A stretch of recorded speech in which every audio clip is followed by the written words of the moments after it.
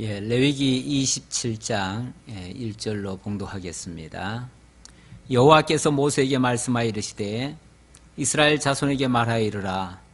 만일 어떤 사람이 사람의 값을 여호와께 드리기로 분명히 서원하였으면 너는 그 값을 정할지니 내가 정한 값은 20살로부터 60살까지는 남자면 성소의 세겔로 은 50세겔로 하고 여자면 그 값을 30세겔로 하며 5살로부터 20살까지는 남자면 그 값을 20세겔로 하고 여자면 10세겔로 하며 1개월부터 5살까지는 남자면 그 값을 5세겔로 하고 여자면 그 값을 은 3세겔로 하며 60살 이상은 남자면 그 값을 15세겔로 하고 여자는 10세겔로 하라. 그러나 서원자가 가난하여 내가 정한 값을 감당하지 못하겠으면 그를 제사장 앞으로 데리고 갈 것이요 제사장은 그 값을 정하되 그 서원자의 형편대로 값을 정할지니라. 아멘. 8절까지 봉독해 드렸습니다. 오늘 레위기 마지막 날입니다. 27장은 헌물의 성별 규례가 되겠습니다. 헌물, 하나님께 바치는 걸 얘기하는 거죠. 우리가 흔히 일반적으로는 헌금 이렇게 보통 표현을 하는데 하나님께 바치는 걸 얘기하는 겁니다. 어찌 보면 이 헌물이라고 하는 것은 신앙의 하이라이트라고도 할 수 있습니다. 오늘 레위기의 마지막 끝을 지금 장식하는 말씀인데요. 끝에 나오는 말씀이 뭐예요? 헌물을 드리라는 거예요. 헌물을 바치라는 거예요. 바치는데 어떻게 바치라고요? 지금 첫 마디가 어떤 사람이 사람의 값을 여호와께 드리기로 분명히 서원하였으면 이렇게 말합니다. 사람이 하나님께 드리기로 서원하였으면, 한마디로 말하면 서원을 한다는 말은요, 사람을 바친다는 얘기예요. 사람을 바친다면 보통 무슨 말이에요, 그게? 사람을 어떻게 바치죠? 자, 하나님 앞에 사람을 바친다. 그럼 어떻게 바쳐요? 절 좀 보고 얘기해 보세요. 사람을 어떻게 바칠 거예요? 인생 봉사해야 되나? 어떻게?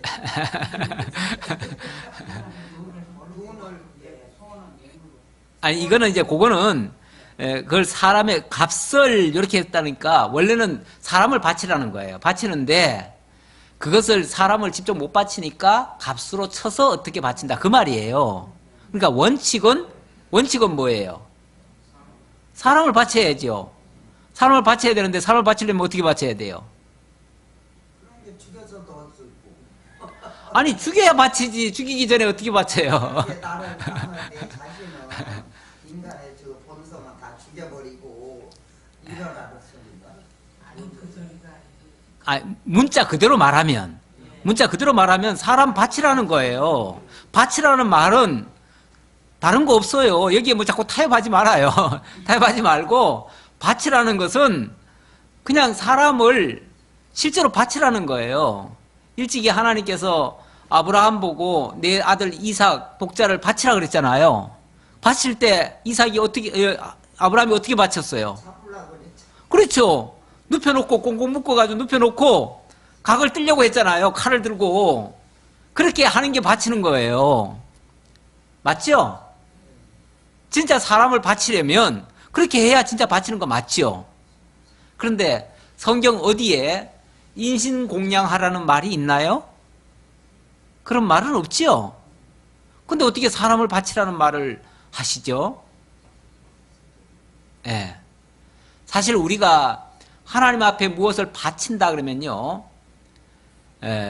내 마음을 다하고 내 뜻을 다하고 내 정성을 다하고 내 힘을 다하고 내 목숨을 다하여 주 하나님을 사랑하고 이렇게 하죠. 목숨까지 사실은 하나님이 원하시는 거는 목숨까지 바치라는 거예요. 원칙은 그런 건데 사실 그렇게 요구하시면 우리가 뭘 어떻게 바쳐드릴 수 있을는지 솔직히 자신이 없어요. 만약에 그렇게 바쳐드려야만 하나님이 온전히 기뻐하신다 그러면은 우리는 하나님 앞에 온전히 바쳐드릴 만한 것이 사실 없어요. 그렇죠? 제대로 못 바쳐드린다는 결론이에요. 말하자면. 예. 그러면서도 사람들은 내가 하나님께 뭘 바쳤습니다. 하나님 받으시옵소서, 날 받으시옵소서. 우리 뭐 찬송가에도 그런 거 있죠? 내 주의 뜻대로 행하시옵소서, 뭐 내 몸 바칩니다. 뭐 이런 찬송이 있잖아요. 예. 예. 흔히들 젊은 날에는 자기 멋대로 살다가 연세 들고 좀 병들고 힘없고 이제 아무것도 할 게 없을 때, 그럴 때 이제 내 주여 내 두 손 들고 주님께 나옵니다. 이 몸 받아주시옵소서, 이렇게 기도하는 경우가 있어요. 그렇게 기도하시는 분이 실제로 있는데 하나님은 이 몸뚱아리를 받겠다는 게 아니에요. 이 몸뚱아리를 바치려면은 진짜 뭐 죽어서라도 바쳐져야 되는데, 우리 하나님이 원하시는 거는 그건 아니죠. 근데 어쨌든 지금 27장 마지막의 내용은 바치라는 거예요. 바치라는 거예요. 예. 그래서 제가 이 헌물이라고 하는 거, 이것은 어떤 의미에서 신앙의 하이라이트라고 할 수 있다, 이렇게 말씀드리는 겁니다. 그런데 무엇을 바칠 것인가? 원칙은 이제 쭉 내용 속으로 들어가 보면은 이제 뭐 첫 것, 하나님의 것으로 이제 구별해서 바쳐야 되는데, 하나님의 것이 되려면은 첫 것, 첫 새끼, 첫 이삭, 그리고 11조, 서원물, 이런 것들이 해당이 됩니다. 그런데 그렇게 하나님의 것을 그냥 내 걸로 드리는 거는 하나님이 안 받아요. 내 걸로 드리는 건 하나님이 안 받고, 하나님의 것으로 구별을 해야 돼요.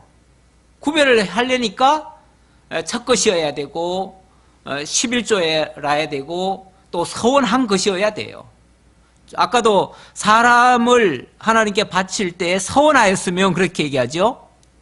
분명히 서원하였으면, 여호와께 드리기로 분명히 서원하였으면 이렇게 얘기하는데, 이 서원이라고 하는 거는 바치기로 아예 작정을 한 거예요.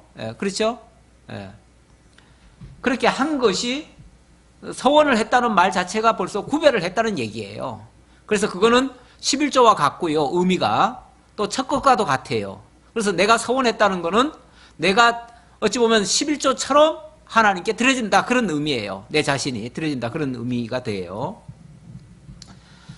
그래서 이렇게 서원하거나 자원하거나 구별하거나 11조로 이렇게 정하는 거, 이렇게 해가지고 그것을 하나님의 것으로 구별하는 거, 이것은 일종의 하나님 앞에 자기 고백이라고 할 수 있어요. 자기 신앙 고백이라고도 할 수 있어요. 근데 어쨌든 하나님은 이러한 고백을 하게 하시는 이유는 뭐냐면, 이 모든 것이 하나님께로부터 왔다는 거, 너희 것이 아니라 내가 너에게 주었다는 거, 그걸 알게 하시려는 하나님의 섭리이기도 해요.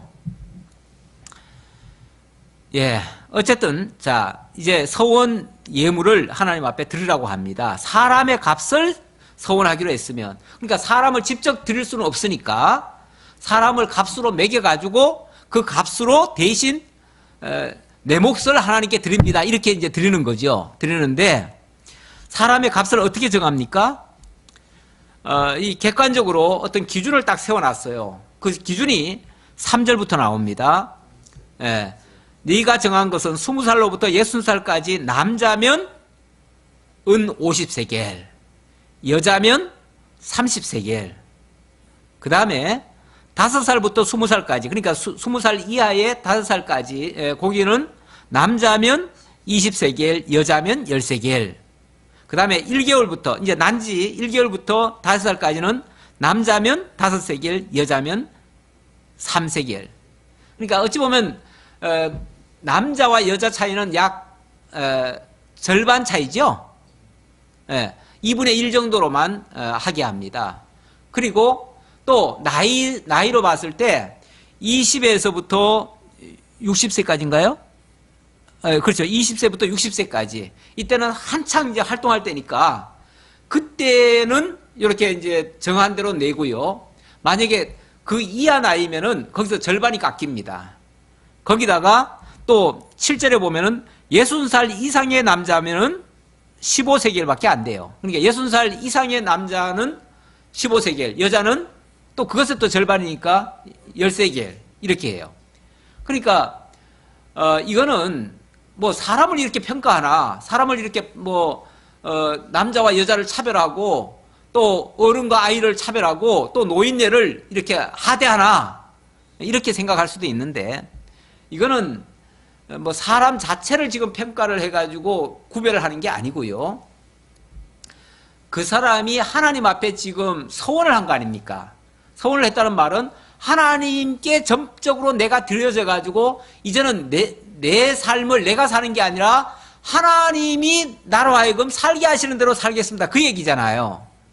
서원했다는 말은. 그렇죠? 하나님께 결국 이 몸을 하나님이 쓰시도록 내가 내어드립니다. 그런 얘기잖아요. 그러니까 하나님이 쓰시는데 아무래도 20세 이상의 남자면은 좀 활동을 많이 할 수 있죠. 그러니까 당연히 그 값을 좀 많이 치는 거고요. 예. 여자는 아무래도 그 절반 정도밖에 일을 못할 것 같으니까 활동량을 얘기하는 거예요. 그 활동량. 그리고 연세가 아무래도 많이 드셨으면은 또 많이 줄지요. 주니까 한 3분의 1로 이렇게 떨어지는 거죠. 3분의 1로 떨어지고, 그 다음에 또 어린 애들도 또 잘 못하고, 그러니까 또 줄어들고요. 그래서 이거는 어찌 보면 사람을 이렇게 차별한 건 아니고요. 그 사람이 정말 하나님 앞에 봉사하기로 했는데, 쉽게 말하면 봉사하기로 서원을 했는데, 그만큼 활동을 어느 만큼 할 거냐를 지금 측량을 한 거죠. 그래가지고, 물론 이것도 정확한 객관적인 거는 아니에요. 이게 절대적인 것도 아니에요. 그리고 또 나중에는 또 뭐라고 하냐면요. 8절에는 보면은, 그러나 이것도 사람마다 다 똑같을 수는 없어요. 어떤 사람은 이마저도 내고 싶어도 돈이 없는 사람도 있을 수 있잖아요. 그런 경우는 어떻게 하냐면, 그러나 서원자가 가난하여 내가 정한 값을 감당하지 못하겠으면 제사장 앞으로 가는 거예요. 그래서 나 솔직히 그만큼 낼 돈은 없습니다 라고 하면 뭐예요? 그렇죠. 예. 그 값을 정하는데 서원자의 형편대로 값을 정하는 거예요. 그러니까 그 제사장이 결정권은 가지고 있지만, 그러나 그 사람이 형편이 어려우면은 어려운 대로 한다 그 말이죠. 예. 형편대로. 예. 그러니까 이거는 절대적인 수치가 아니에요. 절대적인 수치가 아니고 자기가 봉사하겠다고 지금 서원한 거니까 그 서원한 만큼, 중요한 거는 그 사람이 서원을 하느냐 안 하느냐가 중요하고 또 그 사람의 마음이 어디까지 있느냐가 중요한 거지, 실제로 뭐 몸이 안 따라주고 못하면은 못하는 거죠. 예. 그런 의미가 되겠습니다. 그리고 계속해서 이제 서원 얘기가 나오는데요. 자, 9절부터 조금 더 보지요.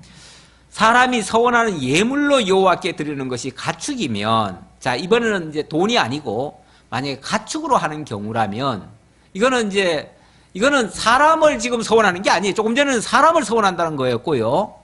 어찌 보면 하나님께 바치는 것 중에서는 제일 큰 서원이에요. 그게 사람이 하나님께 바치신다는 건 제일 큰 서원이죠. 그리고 그 다음에는 이제 이번에는 그야말로 헌물이에요. 헌물이라고 하는 건 물질로 드린다는 얘기잖아요. 물질인데 이번에는 짐승을 가지고 하나님 앞에 드릴 때는 어떻게 드릴 것이냐 그 말이에요. 이것도 서원이라고 했습니다. 서원이라고 하는 거는 어찌 보면 이제 자원의 성격도 좀 있고요. 서원이라고 하는 것은 맹세로 자기가 이제 한다는 의미에서 서자를 붙인 건데, 자기가 자발적으로 하는 것이기도 해요. 그런 의미에서는 자원이라고도 할 수 있고요. 그리고 뭔가를 어떤 목적을 두고 서원하기도 해요. 그래서 이 서원에는 어떤 목적성이 있는데 이 서원하는 내용물이 가축인 경우 어떻게 할 것이냐 그 말이에요. 자, 가축인 경우 여호와께 드릴 때는 다 거룩하니, 자, 여호와께 드려지는 것은 거룩해진다 그 말이죠. 드려지는 것은 거룩하다. 그렇다면 하나님께 드릴 것은 거룩히 구별해서 드린다 그런 말이에요. 다시 말하면, 자, 내가 하나님 앞에 드린다고 해가지고 내 거라고 해가지고 내 마음대로 드리는 게 아니고 거룩히 구별된 것을 가지고 하나님께 드려야 된다 그 말이에요. 여기서는 뭘 또 강조하냐면 어떤 재물의 크기가 아니고요, 어떻게 하나님 앞에 구별했느냐가 중요한 거예요. 그래서 하나님 앞에 구별을 해야 되는데, 일단 구별이 되어지면요, 이거는 임의로 바꿀 수가 없습니다. 다시 말하면 그 구별이라고 하는 것은 내 방식대로 구별하는 게 아니고 하나님의 방식대로 구별하는 거예요. 구별하는 이제 방식은 또 얘기가 또 뒤에 나오겠지만은, 일단은 하나님 쪽에서 그걸 내가 취하겠다 이런 식으로 했을 때 그게 구별이 되는 거예요. 그래서 이 서원의 그 예물은 하나님이 구별하신다는 것을 전제로 하고요. 자, 그런데 10절에 보니까 그것을 변경하여 우열간 바꾸지 못할 것이요, 혹 가축으로 가축을 바꾸면 둘 다 거룩할 것이며, 부정하여 여호와께 드리지 못할 가축이면 그 가축을 제사장 앞으로 끌어갈 것이요, 제사장은 우열간의 값을 정할지니 그 값이 제사장의 정한 대로 될 것이며, 만일 그가 그것을 물으려면 네가 정한 값에서 5분의 1을 더할지니라. 자, 서원에서 드리는 건데도 굉장히 까다롭죠. 그러니까 서원한다 그러면 우리가 이제 흔히 이걸 이제 자원하고 똑같이 이해를 해가지고, 자원이야 뭐 내 하고 싶은 대로 하는 거 아니냐? 내 마음대로 하는 거 아니야? 내가 하고 싶으면 하고 하기 싫으면 안 하는 거 아니야? 심지어는 내가 자원했다가도 뭐 안 되면은 못 하는 거지 뭐, 이렇게 쉽게 생각하는데 하나님은 그것을 용납하지 않습니다. 일단 서원한 것은요, 그야말로 해로울지라도 지켜라고 해요. 그리고 일단 서원하기로 해가지고 그것이 만약에 예물로 채택이 되면요, 내가 봐서 이건 아닌데 싶다고 해가지고 그걸 함부로 바꿀 수가 없어요. 더 좋은 거라도 못 바꾸고 나쁜 것도 못 바꾸고, 일단 하나님이 정한 거기 때문에 우리가 임의로 바꿀 수가 없어요. 그래서 우열간 바꾸지 못한다는 말은 우리가 봤을 때 이거는 안 좋은데 해가지고 좀 더 좋은 걸로 바꿔야지, 이것도 안 돼요. 이것도 안 되고, 만약의 경우 하나님이 정하기는 했지만 계속 찝찝해요. 찝찝한 경우라면, 그러면 내가 굳이 뭘로 바꿔야 되겠다 싶으면은요, 그건 그거대로 드리고 내가 드리고 싶은 걸 또 드려야 돼. 그래야 맞아요. 왜냐하면 하나님께 이미 구별된 거는요, 하나님이 구별을 해놨기 때문에 우리가 그걸 부정하다 할 수가 없어요. 무슨 말씀인지 알겠죠? 하나님이 이미 정한 거예요. 하나님이 정했기 때문에 우리 임의로 바꿀 수가 없어요. 그래서 만약의 경우 하나님은 벌써 그걸 구별하는 순간 벌써 하나님의 것으로 이미 하나님은 받으신 거나 마찬가지예요. 그러니까 이미 그런 거룩해져 버렸어요. 거룩해졌는데 만약에 그걸 내 걸로 취할 수 있어요? 안 돼요. 그러면 하나님의 것을 도질하는 꼴이 돼버려요. 그래서 이미 구별된 거니까 하나님께 바쳐야 되고요, 또 그게 못마땅해서 다른 걸로 바꾸려니까 바꾼 것도 구별해야 되기 때문에 그것도 결국은 하나님께 바쳐야 돼요. 그래서 둘 다 바쳐야 돼요. 바쳐야 되고, 또 이런 경우도 있겠죠. 그거하고 약간 사례가 다른데, 도저히 부정해가지고 하나님이 구별해 놨지만은 부정을 해서 이걸 바칠 수가 없어요. 예를 들어서 이거는 극단적인 예지만은 분명히 하나님 것으로 구별돼 놨어요. 그런데 이것이 갑자기 그냥 죽어버리네요. 예를 들어서 아니면은 또 잘못된 방법으로 이게 아주 부정을 타버려요. 쉽게 말하면은 소위 왜 부정 탄다 그러잖아요.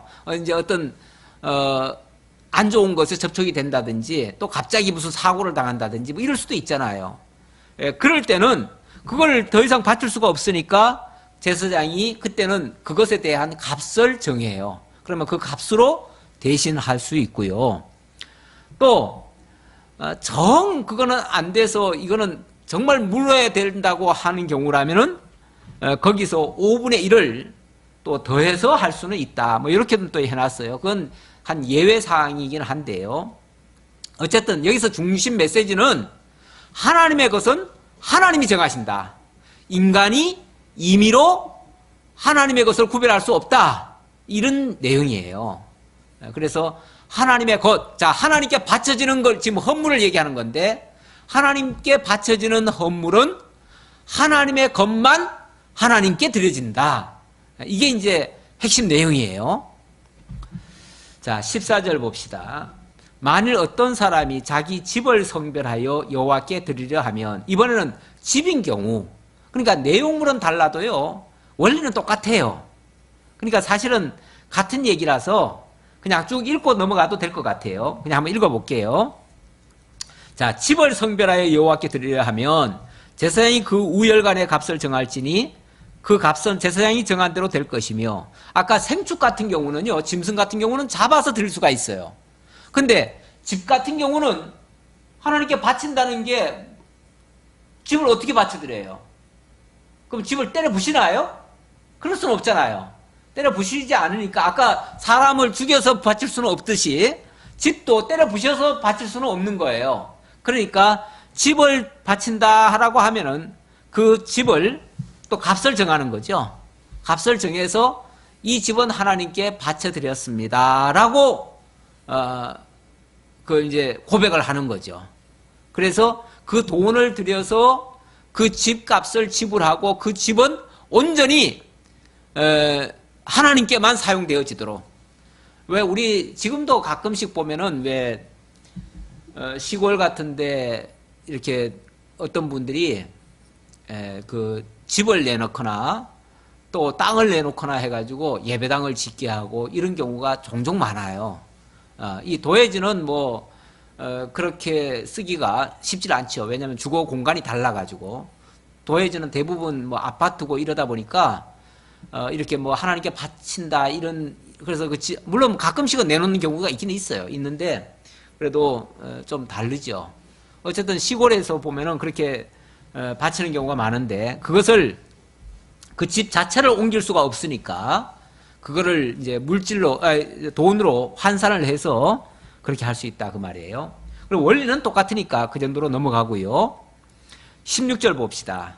만일 어떤 사람이 자기 기업된 밭 얼마를 성별하여 여호와께 드리려 하면 마지기 수대로 내가 값을 정하되 보리 한 호멜지기는 은 50세겔로 계산할지며. 여기는 또 밭이네요. 밭. 밭도 뭐 같은 의미예요. 밭을 막 이렇게 하나님께 바친다고 해가지고 그 밭을 어떻게 뭐 잘라다가 하나님 앞에 갖다가 또 이렇게 받들어서 들 수는 없잖아요.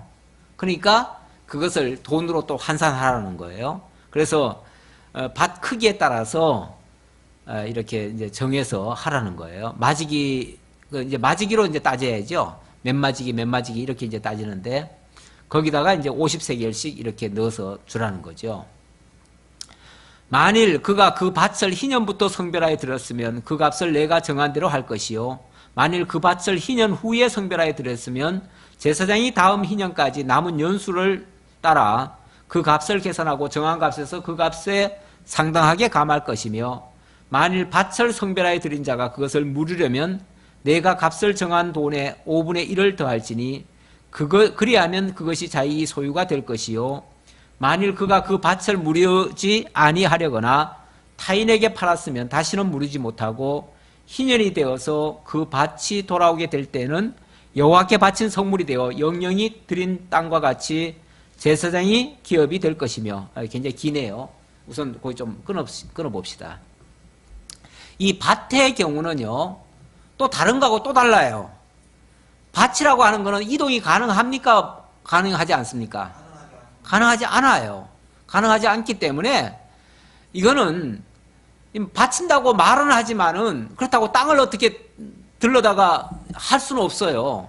그리고 이 땅이라고 하는 개념은요, 지난번에 그 희년제도에서 나왔잖아요. 희년제도에서 보면은 땅은 영영이 하나님의 것이라 이거는 사람이 임의로 팔고 사고 할 수도 없고, 또 그것을 설령 무슨 문제가 있어가지고 다른 사람의 소유로 넘어갔다 할지라도 희년이 되면 뭐가 돼요? 그건 원상복귀가 돼버려요. 원상복귀가 되니까 이거는 바친다고 말은 했지만은 희년이 되면 되돌아오는 거예요. 쉽게 말하면은 되돌아오니까 바친다고 해도 온전히 바쳐질 수가 없는 거예요. 그래서 자, 희년이 지난 다음에 시작을 한다면 그때는 뭐 바쳤다라고 할 수 있어요. 왜냐하면 50년 동안에 해당되는 것을 바칠 수 있으니까. 그래서 상당한 금액으로 이게 환산이 가능해요. 가능한데 일단 1년이라도 지나면은, 희년이 지나고 나면 그때는 어떻게 됩니까? 그때는 계산이 복잡해져요. 왜냐하면은 희년이 다가올수록 감가상각이라는 게 있잖아요. 값을 빼야 되잖아요. 그렇죠? 예. 왜냐하면 희년이 이제 앞으로 49년 남았다, 40년 남았다, 10년 남았다 하면은 가치가 그만큼 뚝뚝 떨어지는 거예요. 떨어지니까 당연히 하나님께 바친다고 말은 했지만은, 예를 들어서 1년짜리 남은 걸 갖다가 하나님께 바친다라고 얘기하면은 실제로는 바친 걸까요? 안 바친 걸까요? 안 1년 후면 도로 찾을 거 지금 바친다고 지금 생색만 낸 거지요? 그런 경우는 하나님께 말만 바친다고 하지 실제로는 안 바친 거나 마찬가지예요. 그런 것은 그러니까 바침의 의미가 없는 거죠. 바침의 의미가. 바친다고 하는 것은 제가 서두에 얘기했듯이 정말 마음을 다하고 뜻을 다하고 정성을 다하고 힘을 다하고 목숨까지 다해서 정말 바쳐야 온전히 바쳐진다고 할 수 있는데, 뭐 이리 빼고 저리 빼고 뭐 이것 빼고 저것 빼면은 별로 실제로는 바친 것 같지도 않다. 그러면 그거는 하나님께 바쳐진 게 아니에요. 실제로는. 그러니까 바치려면 제대로 바쳐라. 이제 그런 의미가 이 속에 담겨져 있는 내용이에요. 그래서 제대로 된 걸 바쳐야 되고 성별된 걸 바쳐야 되고 온전한 제물이어야 하나님 앞에 합당하고, 뭐 이런 말이 이 속에 담겨져 있는 의미가 되는 거예요. 자, 23절 봅시다. 너는 값을 정하고 제사장은 그를 위하여 희년까지 계산하고 그는 내가 갚을 값을 정한 돈을 그날에 여호와께 드려 성물로 삼을지며 그가 바천 희년에 그 판 사람 곧 그 땅의 원주인에게로 되돌아갈지니라. 예, 원주인에게로 되돌아간대요. 또 내가 이 정한 모든 값은 성소의 세겔로 하되 20게라를 한 세겔로 할지니라. 여기서 지금 환산하는 돈은요, 전부 다 무슨 돈으로 하라고요? 성소의 세겔대로 하래요. 성소의 세겔. 성소의 세겔이라는 말은요, 이거는 성전 안에서 통용되는 돈으로만 계산하라 그 말이에요. 저 세상적인 돈으로 계산하지 말아라 그 얘기예요. 우리 예수님이 이제 그런 표현을 한 적이 있죠. 물론 약간 의미는 다르지만은 이 동절 사람들이 물었잖아요. 우리가 로마의 세금을 낼까요, 안 낼까요? 물었잖아요. 그랬을 때 이렇게 말해도 걸리고 저렇게 말해도 걸려요. 그게 함정이었어요. 근데 예수님 뭐라고 답변했죠? 예. 가이사의 것은 가이사에게, 하나님의 것은 하나님께 바쳐라. 이렇게 말씀하셨어요. 그것의 아주 중심 의미는 사실 하나님의 것은 하나님의 것이 따로 구별되어 있다. 너희는 이 세상에서 경제활동을 하면서 세상 세금 낼 거는 내라. 그거는 로마 돈 가지고 내라. 그러나 하나님께는 그런 거 가지고 하나님께 드려지는 게 아니다. 하나님께 바쳐질 거는 하나님이 구별한 재물이 따로 있다. 하나님의 것으로 성별된 재물이 따로 있다. 물론 그것은 예수님은 당신 자신이 하나님께 온전히 바쳐질 온전한 재물이라는 걸 얘기한 거예요. 그래서 거기서의 하나님의 것은 그야말로 하나님께 온전히 드려질 오직 한 재물. 뭐죠? 바로 예수 그리스도시죠. 예수 그리스도 한 재물을 가리키는 말이에요. 그 재물만이 온전한 재물이 돼요. 그런데 그 말 속에는 이제 우리가 이제 실제적으로 성전 안에서 통용되는 돈이 따로 있었다는 얘기예요. 따로 있어서 성전 안에서는 하나님께서 인정하시는 그런, 쉽게 말하면 화폐나 그런 단위로 하나님께 드리는 것이 맞다. 하나님께는 하나님의 방식대로 드려져야 된다. 이제 그런 의미가 담겨져 있어요. 자, 어쨌든 그런 식으로 구별해서 설명을 하고요. 26절 보겠습니다. 자, 26절부터는 부정한 짐승의 경우, 자, 아까 가축 하나님께 성별해서 드리라고 했는데 만약에 부정한 경우는 어떻게 될까? 부정한 게 아니네요. 처음 난 거네요. 처음 난 것과 부정한 것 그렇게 나오네요. 오직 가축 중에 처음 난 것은 여호와께 드릴 첫 것이라. 여기 첫 것, 첫 이삭, 첫 소유. 이 첫 것은 하나님의 것이다. 이렇게 얘기를 합니다. 여호와께 드릴 첫 것이라. 처음 난 것은 여호와께 드릴 첫 것이다. 처음 난 거는 쉽게 말하면 장자지요. 뭐 가축 중에서도 첫 새끼죠. 첫 새끼인데 그거는 여호와께 드릴 제물, 하나님의 제물, 하나님께 드려질 제물로서 바로 첫 번째 것이 된다. 그 얘기예요. 그러면서 소나 양은 여호와의 것이니 누구든지 그것으로 성별하여 드리지 못할 것이며, 그러니까 임의로 성별하지 못한다 그런 얘기고요. 하나님께서 정한 그 첫 것으로 하나님께 드려야 된다 그 말이에요. 그러니까 내가 정하는 게 아니에요. 거룩하다 안 하다 성별을 내가 정하는 게 아니고 하나님께서 정한 걸로 하나님께 드려야 된다 그 말이고, 또 만일 부정한 짐승이면 내가 정한 값에 그 5분의 1을 더하여 물을 것이요 만일 무르지 아니하려면 내가 정한 값대로 팔지니라. 이 말은 도저히 하나님께 드릴 수 없는 재물일 경우도 있잖아요. 그런 경우는 원칙은 뭐 우리가 함부로 판단할 건 아닌데 그래도 절대 이건 아니다라고 한 경우는 그럴 때는 이제 5분의 1을 더해서 무르든지 다른 걸로 이제 대체를 하든지, 무른다는 말은 다른 걸로 대체한다는 말이에요. 대체하든지, 그 다음에 아니면은 그것을 돈으로 환산해서, 물론 뭐 그 돈은 성소의 세겔대로 했겠죠. 그렇게 해서 바치도록 합니다. 여기서 중요한 것은 하나님의 것은, 하나님께 드려질 하나님의 제물은 사람이 임의로 못한다라는 것에 초점이 맞춰져 있습니다. 자, 그 다음 28절입니다. 여기서는 하나님께 바쳐진 것이라면 임의로 사람이 그것을 어떻게 할 수가 없다. 자, 이런 내용이 되겠습니다. 어떤 사람이 자기 소유 중에서 오직 여호와께 온전히 바친 모든 것은 사람이든지 가축이든지 기업에 바치든지, 아까 쭉 열거한 게 보면은 큰 내용적으로 말하면 사람, 그러니까 하나님께 바쳐지는 재물 중에 첫 번째는 사람을 얘기했어요. 그 다음에 생축을 얘기했어요. 그 다음에 집을 얘기했고 밭을 얘기했어요. 그러니까 어떤 것이든지 원리는 똑같아요. 똑같은데 어쨌든 하나님께 온전히 바쳐진 것이라면 사람이든지 가축이든지 기업에 바치든지 팔지 못한다. 이미 하나님의 것으로 구별했으니까. 뭐 예를 들어서 밭이라고 칩시다. 밭이라고 치면은 그 밭을 갖다가 분명히 하나님께 이걸 바치겠다고 서원을 했어요.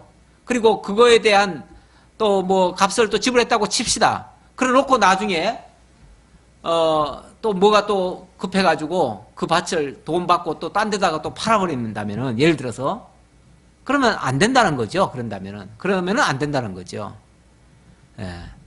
이미 하나님께 바쳐졌는데 어떻게 그거를 다시 팔 수가 있냐 그 말이죠.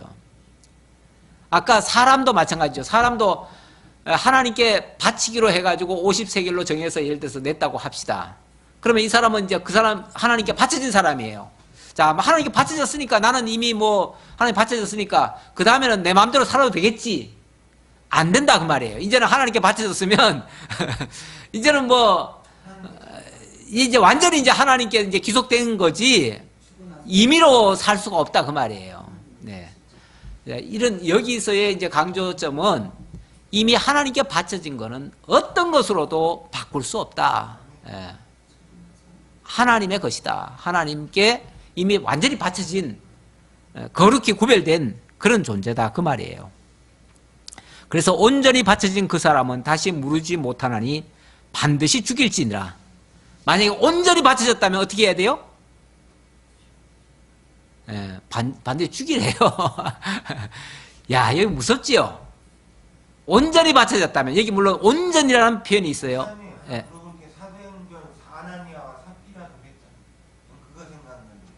아나니아와 삽비라는 조금 성격은 다른데, 예, 뭐 맞아요. 일단은 바쳐진 거죠. 바쳐졌는데 바치기로 사실은 다 자기가 서원을 해가지고 절반을 드리겠다고 하나님께 바치기로 해놓고는 거기서 그냥 뚝 띄어버렸죠. 그래가지고 반을 숨겼지요. 그랬다가 결국은 자기가 그 값을 치른 거죠. 결국 물론 뭐 조금은 이제 약간 연결되기는 합니다. 어쨌든 여기서 말하고자 하는 이 재물, 온전한 재물, 사실 이걸 얘기하고 싶거든요. 이 본문은 온전한 재물을 지금 계속 강조하고 있어요. 온전한 재물. 이제 제가 결론적으로 얘기하려고 자꾸 미루고 있었는데 이제 온전한 재물 얘기를 하지요. 온전한 재물이 뭐가 되겠어요? 아까 뭐 이렇게 하나님께 서원했으면 이렇게 바쳐야 된다. 첫 것, 11조, 또 하나님이 구별한 거 이렇게 바쳐야 된다 했는데 사실 우리는요 그렇게 맹세도 잘 못하고요. 또 맹세했다고 해서 잘 지키지도 못해요. 잘 지키지도 못하면 진짜 아까 말한 것처럼 아나니와 삽비라처럼 괜히 죄만 지을 수도 있어요.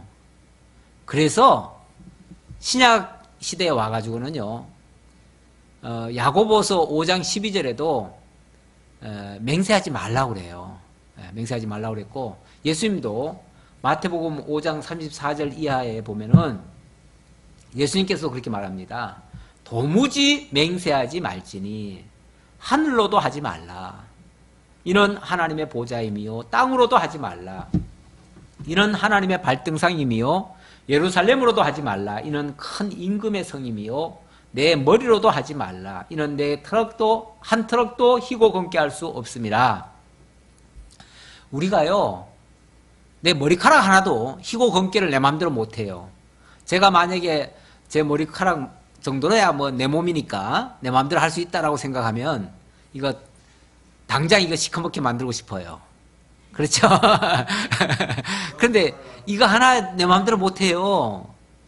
염색하면 된다고요? 염색하는 거는 임시지, 임시. 그거는 눈 가리고 아웅이죠.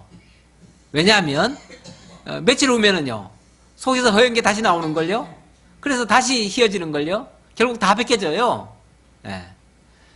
사실 이 세상에요 우리 임의로 할 수 있는 게 그렇게 많지 않습니다. 많지 않은 게 아니라 없어요. 사실은 우리가 이 땅에 태어나기를 내 마음대로 태어났습니까? 아니죠. 내 마음대로 태어나지도 않았고요. 또 죽는 것도 내 마음대로 됩니까? 죽는 것도 내 마음대로 안 돼요. 온 것도 내 마음대로 안 되고요. 가는 것도 내 마음대로 안 돼요. 그러면은 그 과정에 있는 나의 삶은 그럼 내 마음대로 되겠습니까? 시작이 내 마음대로 안 되고 끝이 내 마음대로 안 되는데 어떻게 그 과정은 다 내 마음대로 되겠어요?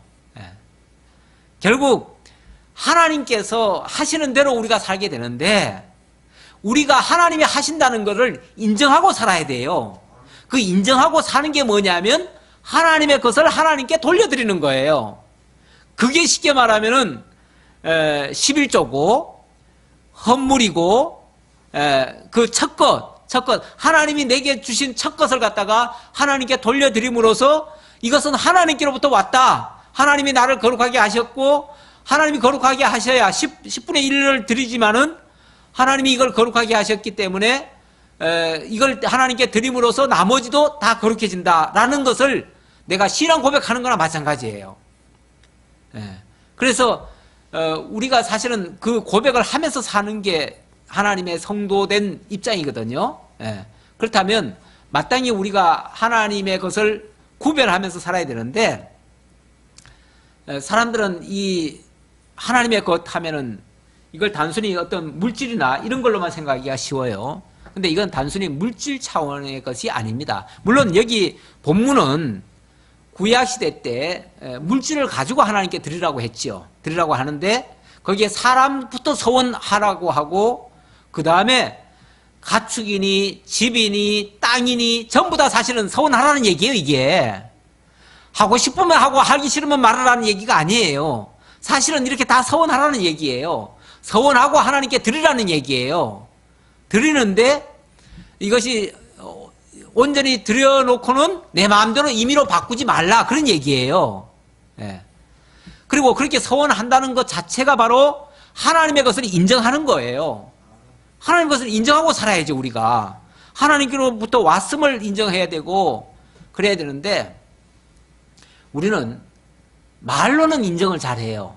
아, 하나님이 주셨습니다. 하나님의 복입니다. 이런 생각하면서도 우리 행동으로는 내 거라고 생각하고 이 집도 내 집이고 돈도 내 돈이고 물질도 내가 한 거고 농사도 내가 지은 거고 그러니까 다 내 거다 이렇게 생각한다고요.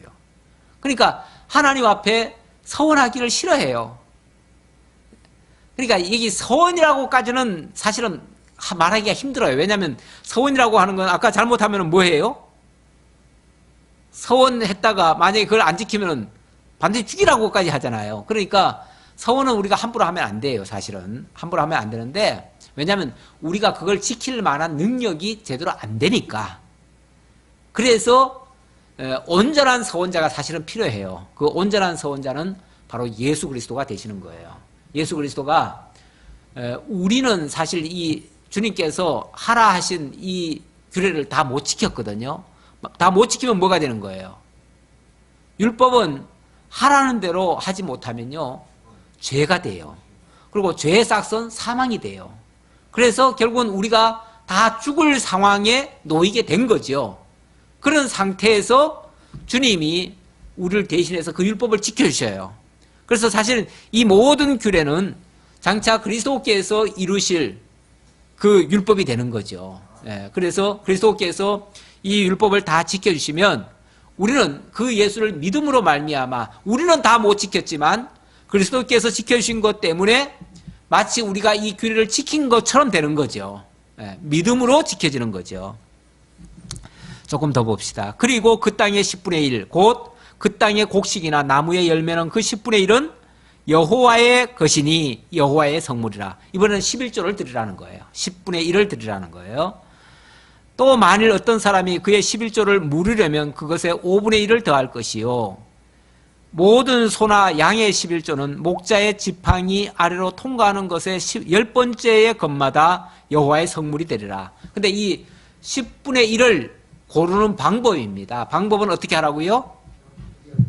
지팡이를 이렇게 목자가 들고 있으면 양이 옆으로 이렇게 지나갈 거 아니에요? 밑으로 지나갈 때 10번째 딱 하면은 10번째 걸리는 놈, 그 놈을 따로 이제 떼놓는 거예요. 그래서 이거는 하나님께서 구별한 거다 해가지고 그걸로 이제 하나님께 드리는 거예요. 그런데 만약에 그것이 영 하나님 앞에 드리기에 아주 찝찝한 거야. 뭐 좀 하자가 있어요. 그러면 요거를 이제 바꾸려면 거기다가 5분의 1을 더해서 바꾸라는 거예요. 이 말이에요. 우리도 만약에 이 원리대로 이걸 문자 그대로 우리가 오늘날 지켜 행하려면요 하나님께서 우리에게 주신 것의 10분의 1을 하나님께 드려야 돼요. 드려야 되고 우리가 만약에 정당하지 못하게 번 돈이라든지 좀 문제가 좀 있다고 생각하면 5분의 1을 더해야 돼. 5분의 1을 더해서 하나님께 드려야 돼요. 예를 들자면 그렇다는 거죠. 그런데 뭐 우리가 솔직히 10분의 1도 제대로 못하지요. 10분의 1도 제대로 못하고 우리가 10분의 1은 마치 뭐 율법인 것처럼만 생각해가지고 이제는 뭐 자원하라고 하니까 내 마음대로 이제 정하면 되는 줄 알고 또 그렇게 또 생각하는 경우도 많은데 이것도 큰 오산인 것 같아요. 좀 잘못 생각하는 것 같아요. 물론 이 말씀은 장차 그리스도께서 온전한 11조가 되시고 온전한 첫것이 되시고 온전한 하나님 앞에 서원 제물이 되셔요. 그래서 이 규례대로 온전히 당신이 지켜주심으로 당신의 택한 백성들, 당신 안에 있는 자들을 온전히 거룩하게 하실 것에 대한 언약의 말씀이에요. 언약의 말씀이지만 오늘 우리가 이제 그리스도 안에서 하나님의 자녀가 되었고 거룩한 성도가 되었다면 이러한 그 하나님의 그 원리에 입각해서 우리에게 주신 것이 내게 아니고 하나님의 것이라는 신앙 고백을 해야지요. 그렇잖아요? 신앙 고백을 하려면 어떻게 해야 돼요? 물론 이것은 이제 과거처럼 율법에 이거 안 하면 죽어 이런 말은 아니지만, 그런 말은 아닐지라도 예수님께서 뭐라고 그랬어요? 우리가 하나님 앞에 하나님을 사랑하라고 할 때 뭐라고 얘기합니까? 예.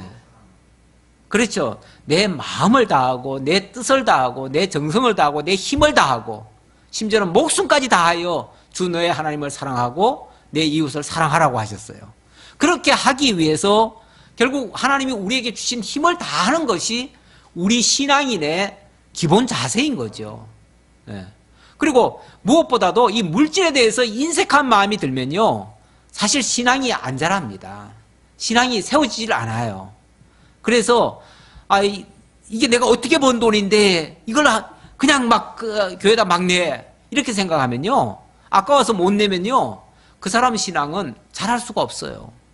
왜냐하면 이것이 하나님께로부터 주어졌다는 걸 인정을 해야 내가 지금 하나님을 믿는 사람으로서의 신앙을 고백하는 건데, 내가 번 돈이라고 생각하니까 이걸 못 내놓는 거 아니에요. 아까우니까 못 내놓는 거 아니에요. 아니, 어찌 보면 이 물질이라고 하는 게요, 굉장히 귀한 거라고 우리가 생각할 수도 있지만은, 성경은 이 물질에 대해서 그렇게 얘기를 하죠. 내 보물을 뭐 하늘에 쌓아라. 물론 그걸 갖다가 이제 헌금이라고 또 생각해가지고 그렇게 또 설교하시는 분도 있지만, 사실 그 보물이라고 하는 거는 엄밀한 의미에서 하나님의 것으로 구별된 거를 보물이라고 할 수 있어요. 그러니까 단순히 돈이 아니고요. 만약에 돈으로 얘기한다면 돈에 대해서는 성경이 뭐라고 그럽니까? 돈은 일만하게 뿌리라고도 얘기해요. 그렇죠? 돈을 사랑함이 일만하게 뿌리라고 그랬어요. 그러면 돈을 우리가 사랑한다면, 자, 돈을 하나님께 바치는 것이 사랑하는 겁니까? 아까워서 못 바치는 것이 사랑하는 겁니까?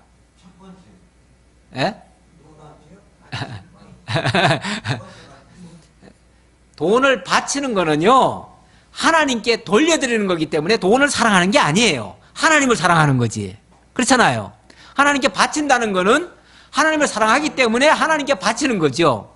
근데 돈을 사랑한다면요, 그렇죠. 이게 얼마나 아까운 건데 이걸 어떻게 하나님께 바쳐요? 그러니까 못 바치는 거죠. 그러니까 돈에 인색하다는 것은, 돈이 아까워서 정말 하나님께 바쳐야 될 걸 못 바친다는 것은 벌써 돈이 우상이 된 거예요. 돈이 우상이 된 거예요. 돈의 노예가 된 거예요. 그걸 뭐라고 그러냐면 수존노라고 그래요. 우리가 수존노 생활을 하면서 내가 신앙 좋다 이렇게 말할 수는 없잖아요, 솔직히. 돈에 대해서 너무 인색하면서 정말 연보하는 게 아까워서 손이 벌벌 떨린다 그러면은 우리가 신앙을 가졌다고 말하기가 사실은 부끄러운 거예요. 내 보물을 하늘에 쌓으라는 말은 하나님의 것으로 구별한 것을 하나님께 돌리라는 얘기예요. 하나님께 온전히 구별된 것은 하나님의 것으로 구별된 그리스도예요. 그것이 진짜 보화예요. 그 진짜 보화고, 우리는 그 그리스도를 얻기 위해서 뭘 하는 겁니까? 그렇죠. 연보하고, 그것이 어찌 보면 우리가 예수 믿는 그 신앙 고백적인 행위가 되는 거예요. 그러니까 우리가 하나님께 돈을 바쳐야 하나님이 복 주신다 이런 개념으로 돈을 바치는 게 아니고요. 우리는 그리스도를 알고 그리스도를 섬기고 그리스도를 통해서 복음을 전파하기 위한 그런 목적에서 사실은 보물을 하늘에 쌓는 개념이에요. 그런 의미에서의 개념이에요. 예. 그러니까 단순히 돈 바치라는 얘기가 아니라니까요. 11조라고 해서 돈 바치라는 개념이 아니고, 그거는 내가 하나님께로부터 받은 선물이다. 하나님의 것을 하나님이 내게 주셨다. 그래서 나는 하나님의 것을 하나님께 돌린다는 그 신앙 고백으로 10분의 1을 하는 거예요, 그거는. 그러니까 돈을 바치라는 개념은 아니에요, 물론. 이것은 여호와께서 시내산에서 이스라엘 자손을 위하여 모세에게 명령하신 계명이니라.